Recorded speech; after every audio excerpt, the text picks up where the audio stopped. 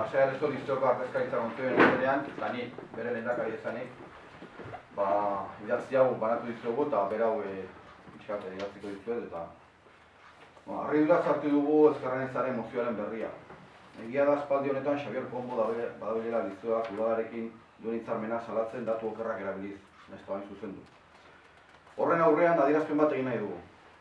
Duela 12 urte, hitzarmena sinatu zenean, udalak aitortzen zuen Lizuak ematen duen zerbitzu publikoa. Herritarrei hezkuntza euskalduna eta kalitatezkoa eskainiz. Eusko Jaurlaritzaren finantzazio partziala zenez, udalak diruz laguntzea erabaki zuen. Bertako ikasleen heziketa prezio duinean izan zedin. Geroztik zoritxarrez, egoera ez da aldatu, eta oraindik ere ezinbestekoa zaigu udalak diruz laguntzea gure zerbitzu publikoa mantentzeko.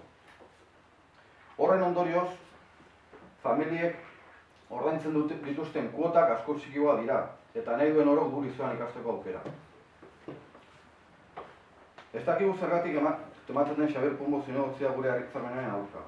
Herri-ekimena gara, herriak sortu zuen Lizua, azken 50 urteotan milaka pasai eta euskaldundu da, bertan eta horretan jarraitzen dugu.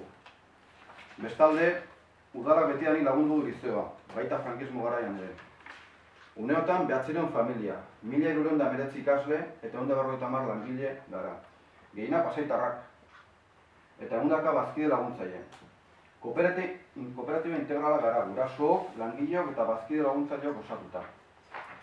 Zer da ezkerranitzeko zinegotzia gogoko ez duena?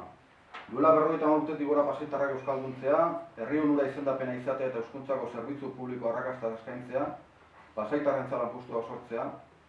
Zoritxarrez, ikastolarekiko ezin ikusi agerian geratzen da horrelako mozioa aurkezterakoan. Zorionez, pasaitarrak ikastolarinan jarri dute konfiantza eta mozionek ez du zalantzan jarriko ikastolaren lana eta etorkizuna.